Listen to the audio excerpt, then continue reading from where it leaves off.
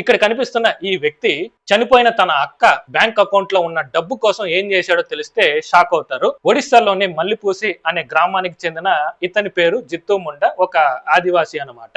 అయితే 2 నెలల క్రితం తన అక్క చనిపోయింది. పైగా ఆమె కుటుంబంలో ఇంకెవరు లేకపోవడంతో ఒక తమ్ముడిగా ఆమె బ్యాంక్ అకౌంట్ లో ఉన్న 20,000 రూపాయలను తీసుకోవటానికి ఒడిశా గ్రామీణ బ్యాంక్ కి వచ్చాడనమాట. కానీ అక్కడ బ్యాంక్ అధికారులు ఈ డబ్బు నీకు కావాలంటే తన అక్క చనిపోయినట్టు డెత్ సర్టిఫికేట్ అలాగే ఫ్యామిలీ సర్టిఫికేట్ కూడా చూపించాలి అని రూల్స్ చెప్పారు. కానీ ఆ రూల్స్ ఏమి అతనికి అర్థం కాలేదు, ఎందుకంటే అతను చదువుకోలేదు కాబట్టి. పోనీ వాళ్ళు ఆయనకి అర్థమయ్యేలా చెప్పారంటే అది లేదనమాట. దీంతో ఎన్నోసార్లు బ్యాంకు చుట్టూ తిరుగుతున్నా అతన్ని పట్టించుకోకపోయేసరికి ఈసారి డైరెక్ట్ గా అతను తన అక్క సమాధిని తవ్వి ఆమె అస్థిపంజరాన్ని బయటికి తీసుకొచ్చి 3 కిలోమీటర్లు మోసుకొని బ్యాంకుకు తీసుకొచ్చి మరి ఇప్పటికైనా నమ్ముతారా అని గట్టిగా అడిగేసరికి వాళ్ళు భయపడిపోయి పోలీసులకి కంప్లైంట్ ఇచ్చారు. పోలీసులు వచ్చి అతనికి డెత్ సర్టిఫికేట్ ఎంత అవసరమో చెప్పి కన్విన్స్ చేసి పంపించారనమాట. ఆ తర్వాతే అతను ఆమె అస్థిపంజరాన్ని తీసుకొని వెళ్ళిపోయారు. అయితే ఇక్కడ తప్పెవరిది? బయట లోకం తెలియని ఆ అమ్మాయి కూడా అర్థమయ్యేట్టు చెప్పని ఆ బ్యాంక్ అధికారులదా, లేదా